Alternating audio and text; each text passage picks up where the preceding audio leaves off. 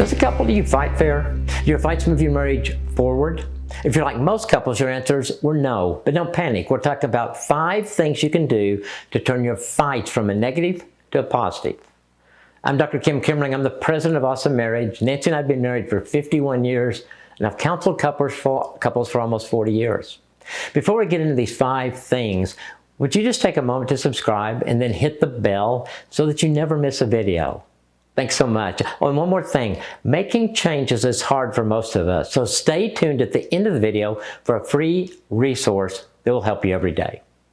Every couple fights. Nobody likes conflict. Maybe that's why most of us are so bad at it.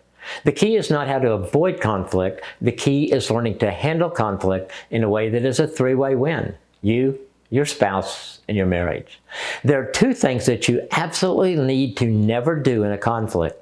Don't raise your voice, or don't fight when you're angry.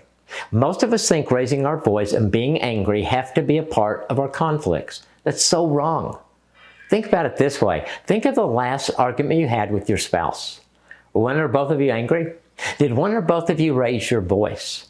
If you answered yes to both of these questions, you're normal. The problem is that in this case, normal is really bad. My guess is you didn't resolve the conflict in a healthy way. Someone's anger got out of hand, and you were both yelling so loud that you heard very little, if anything, that the other person said, or somebody left, or maybe all 3 of those things. Handling conflict this way will kill your marriage. Maybe not today, but soon.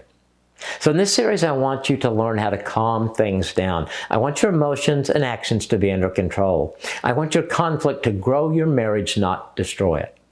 So let's look at thing number 1. Listen. That may sound easy, but I think it's one of the hardest things we have to do. Why would I want to listen to someone that's going to say something that I don't want to hear? If I'm honest, I don't. I want my way, not hers.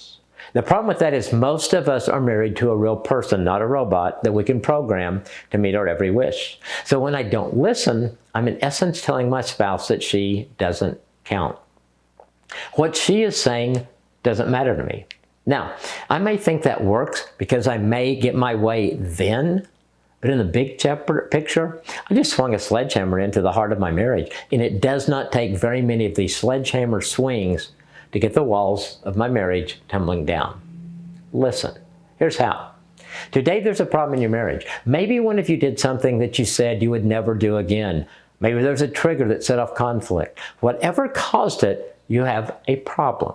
My tendency is to jump in and make my case that I'm not in the wrong. That may be your tendency too, but it doesn't work. This is where listening comes in. Let your spouse speak first. While they're speaking, listen to every word they say. Don't speak until they're finished. And before you say what you want to say, repeat back in your own words to them what you heard them say.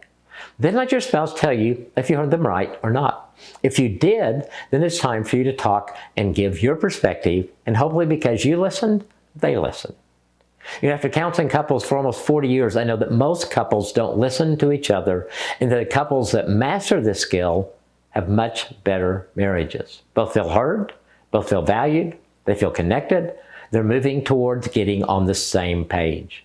Sitting down face to face, looking each other in the eyes, and listening will de-escalate a fight or keep it from escalating in the first place. Thing number 1 is listen. Next, we'll talk about how to not be judgmental. That's thing number 2. Hey, my daily 1 thing email helps you to be intentional in growing your marriage every day. Plus, you'll be one of the first to know about everything that comes out with Awesome Marriage. The 1 thing is free, so go to onething.email or our website, awesomemarriage.com.